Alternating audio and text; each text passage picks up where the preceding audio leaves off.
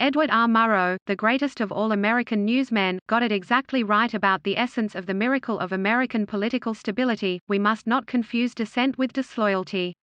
When the loyal opposition dies, I think the soul of America dies with it. Before our very eyes, the aftermath of the election of 2020 shows us that this is precisely what is happening. The absence of a loyal opposition now poses the greatest single political risk to the most powerful country in the world. The loyal opposition, that is, the cultural tradition by which non-governing parties and their supporters criticize and oppose the actions of the sitting government while it is acknowledged by all that they remain fiercely loyal to the country itself, is the secret sauce explaining America's remarkable record of political stability.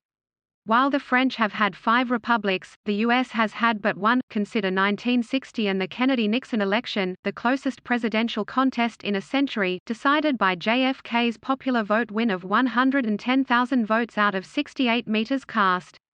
It was rumored that the Democratic political machine was up to nefarious tricks, with dead men voting in Mayor Daley's Chicago, and Lyndon Johnson cooking the books in Texas. Word of this reached an anguished Richard Nixon on election night, with many of his staff urging him to contest this seemingly unfair result, but Nixon, his back to the wall and career seemingly hanging by a thread, fell in line with the miracle of the American political tradition.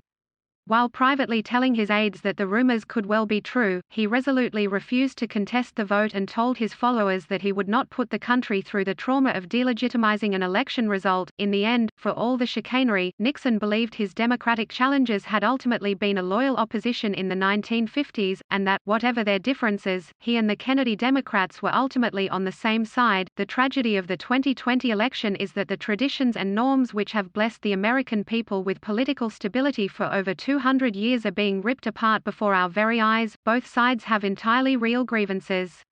Republicans snort with derision at President-elect Biden's pleas for unity, noting the irony that the Democrats request a loyal opposition after they have just won an election, given that this is precisely what Democrats have failed to be throughout the course of Donald Trump's stormy term, and, beyond the obvious ugliness of Trump's personality, Republicans surely have a point. The outgoing Obama administration did spy on the incoming Trump team, on the justification of false opposition research data that had been bought and paid for, secretly, by Hillary Clinton's campaign. For the next 3 years, Democrats obstructed Trump's efforts to govern, charging first Russian collusion, and then crimes committed over Ukraine. As to the first, the Mueller investigation into Russian interference did not find enough evidence to charge anyone with a material crime. In the case of the second, what was seen by a majority of Americans as politicizing a policy difference, the release of military aid to Ukraine, led to the president's humiliating impeachment, but not to his conviction by the Senate. There was a genuine case for concerns about Ukraine and whether the president was pressuring a foreign government to help him politically by digging up dirt on Joe Biden's son. But the Republicans are not wrong to think that the wellspring for much of this extreme animus sprung not from anything Trump actually did but from the gigantic shock the Democrats experienced in losing the presidential election of 2016, a result that, all facts to the contrary, they never accepted as legitimate. In 2016, Clinton herself did not seem to accept that Trump voters were a loyal opposition. During the campaign she mocked his supporters as deplorables, implying that something was intrinsically wrong with them for backing anyone but her, that they were morally somehow less than true Americans. I think the poison began here. Trump, surely the worst sport in modern political history, has taken this idea of delegitimization to a new and highly dangerous level.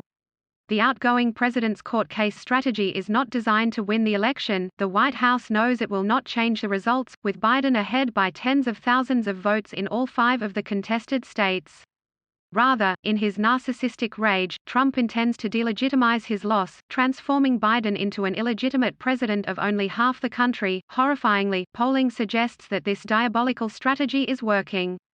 While a 2017 study by the Brennan Center for Justice found that the national average of election fraud is a minuscule 0.0009%, Republicans, goaded on by an incandescent Trump, currently think differently.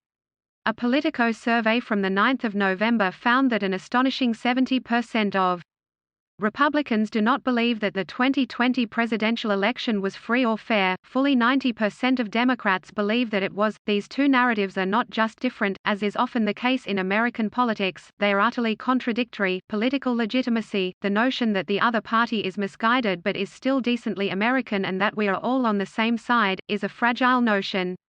It took over 200 years to painstakingly build, it is now being destroyed before our eyes. I make this practical plea to Donald Trump. There is talk you want to run again in 2024, to mount the greatest political comeback in the GOP since Richard Nixon. If you want to be Nixon, you have to act like him, and put the country first now.